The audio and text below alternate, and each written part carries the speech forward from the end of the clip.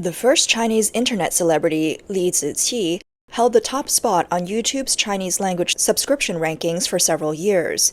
After more than 3 years of silence, she made a long-awaited comeback by releasing a new video on November 12th, officially returning to the spotlight. Her return quickly became a hot topic both in China and internationally, with several related terms trending on Chinese social media. Li Ziqi is a well-known video creator who showcases the idyllic charm of rural China. Her stunning countryside visuals and unique ancient-style filming techniques captivated audiences worldwide. Her pure and natural image also attracted a massive following. On February 2, 2021, Li Ziqi set a Guinness World Record for most subscribed Chinese-language channel on YouTube, with 15.3 million subscribers. However, in July of the same year, a dispute over control with her management company, Hangzhou Weinian, led to her stopping all content production. Surprisingly, despite her 3-year hiatus, her subscriber count continued to grow, now surpassing 20.5 million. Her comeback has sparked intense debate online, with reactions ranging from excitement to skepticism. Supporters celebrated her breaking free from corporate control, calling her return a victorious comeback. Critics, however, questioned whether her return was backed by the Chinese government, suggesting she might be used to promote state narratives and tell fabricated stories about China. What journey has Li Ziqi been through? Let's delve into her story. Li Ziqi, whose real name is Li Jiajia, was born in 1990 in a rural village in Mianyang, Sichuan. Her parents divorced when she was young, and she lived with her father. When she was 5, her father passed away due to illness, and her stepmother treated her poorly. Her grandparents, feeling sorry for her, took her in. Li Ziqi's grandfather was a rural chef skilled in farming and crafting bamboo utensils.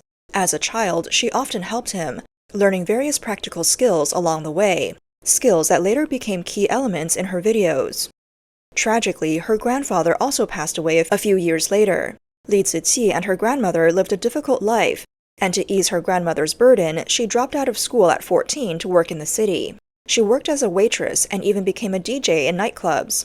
In 2012, she returned to her hometown to care for her grandmother, who had fallen ill. To make ends meet, she opened a store on Taobao.com, but business was slow and barely sustained them. In 2015, influenced by a friend from her village, she started a video blog on Weibo, documenting her simple daily life.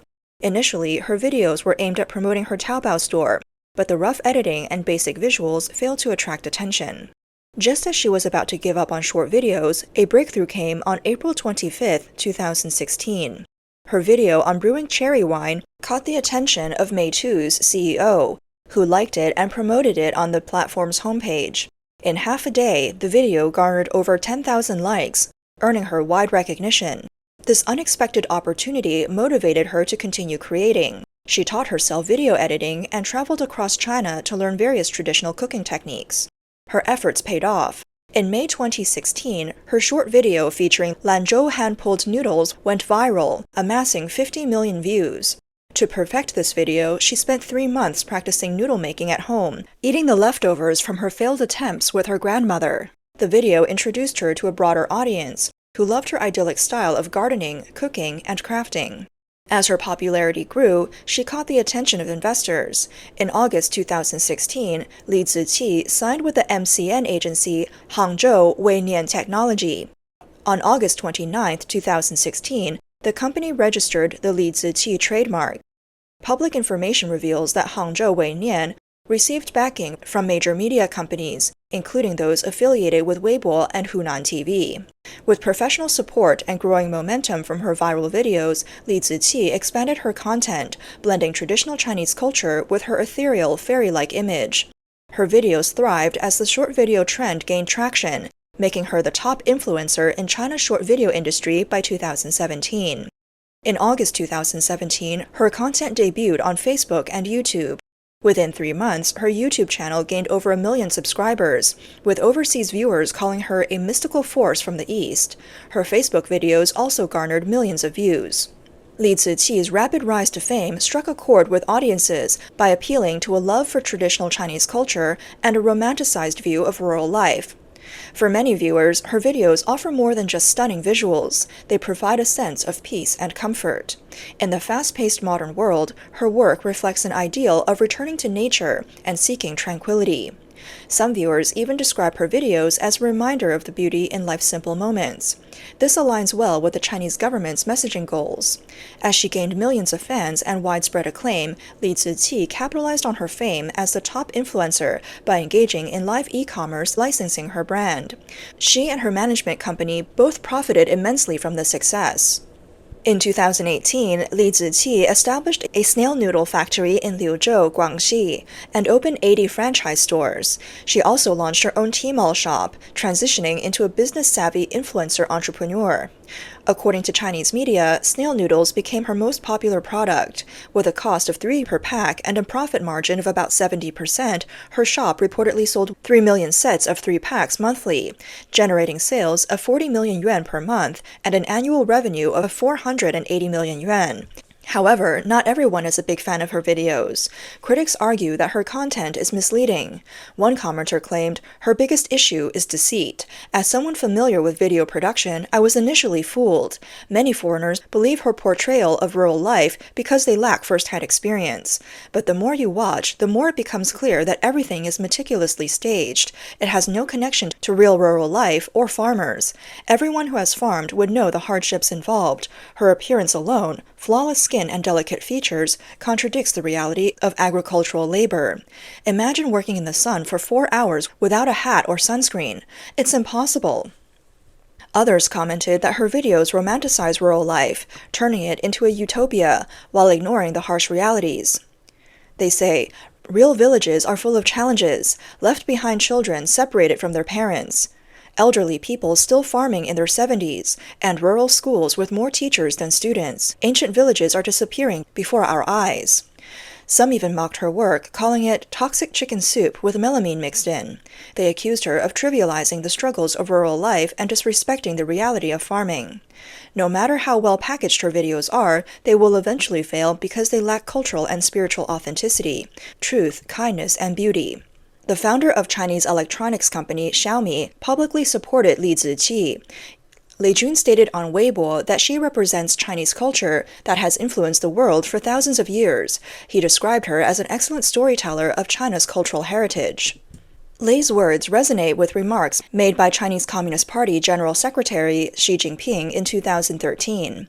During a national propaganda meeting, she emphasized the importance of creating innovative ways to tell China's story and spread China's voice as part of the CCP's international messaging strategy. The fact that Li Ziqi's content doesn't contain political sensitivity made her an ideal candidate for this effort. Her depiction of rural China aligns perfectly with the CCP's portrayal of a prosperous and harmonious society. As her international popularity grew, she caught the attention of Chinese authorities, transitioning from a commercial influencer to a tool for state propaganda.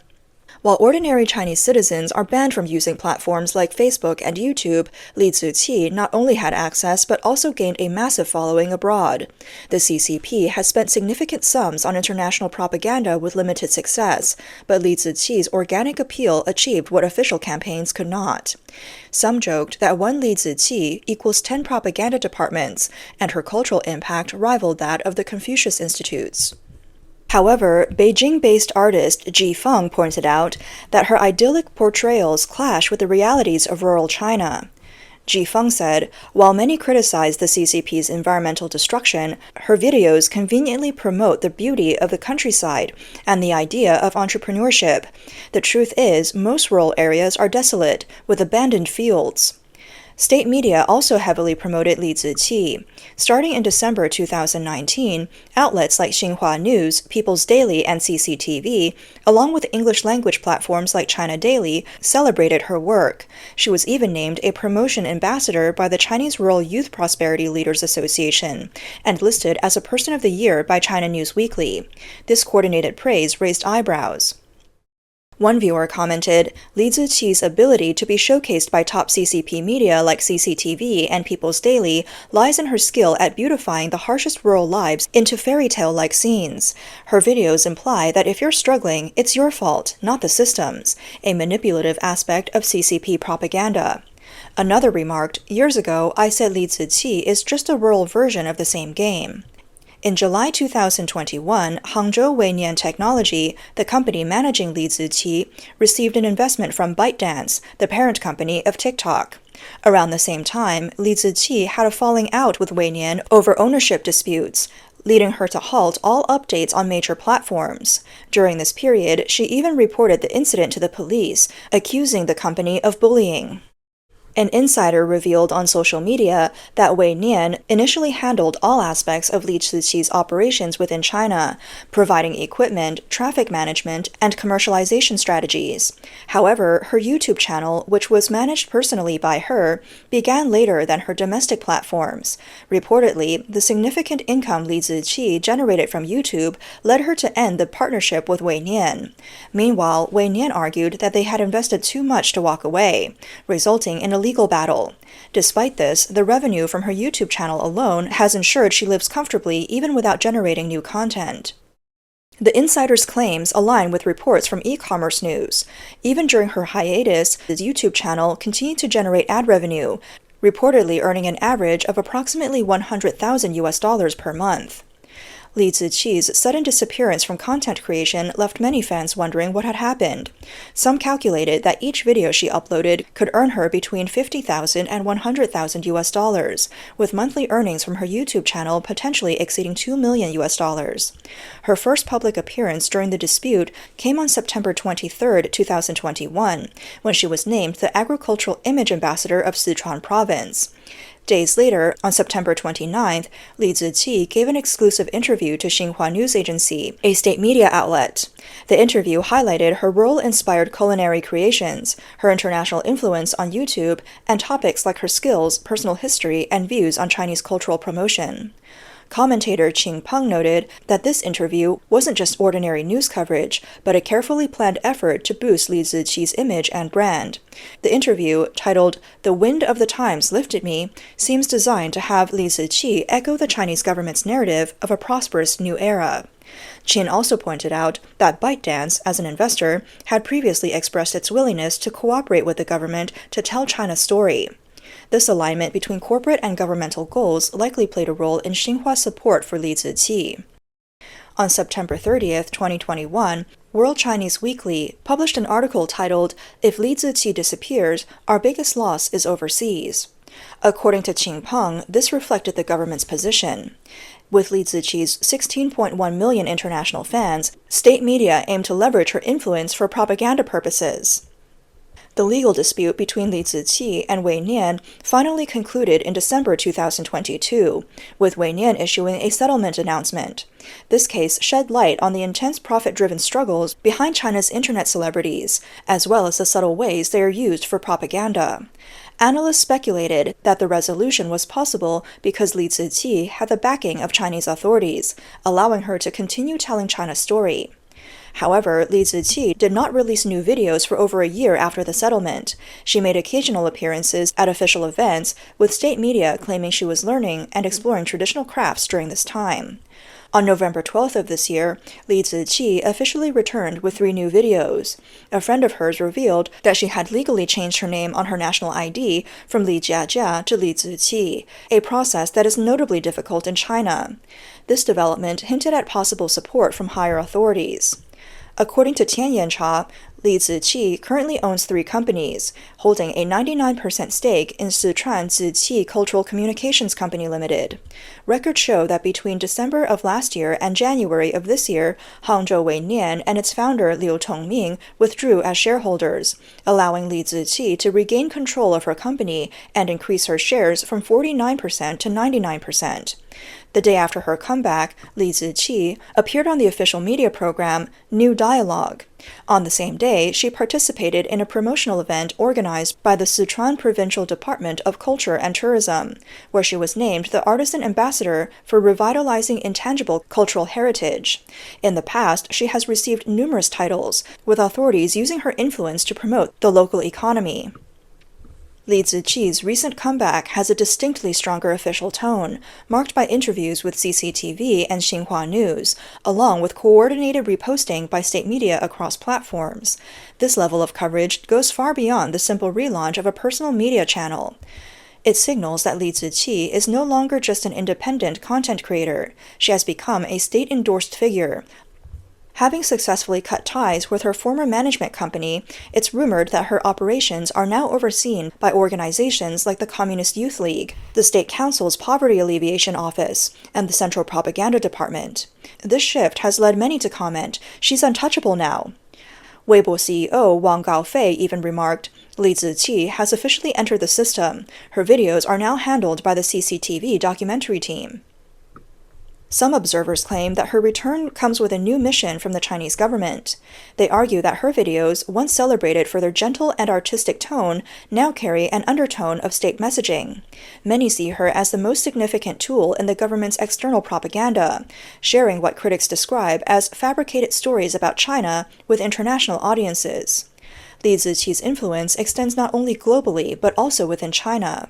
Her reappearance coincides with a period of heightened social tensions, marked with economic stagnation, rising unemployment, and widespread public dissatisfaction. In this context, her idyllic portrayals of rural life act as a form of anesthetic or tranquilizer, allowing people to escape into a fantasy of happiness. Some see her work as a timely tool for the government to soothe growing unrest. Critics argue, however, that her content is far from an honest reflection of rural life. Instead, they see it as a carefully constructed utopia that contrasts starkly with the harsh realities of China's countryside. By romanticizing rural life, her videos risk distorting public perceptions and obscuring the challenges faced by rural communities. This is akin to the glossy portrayal of happy Chinese citizens often shown on state-run news channels. With her immense influence, such idealized narratives may have far-reaching effects, shaping individual beliefs and even the future of an entire nation.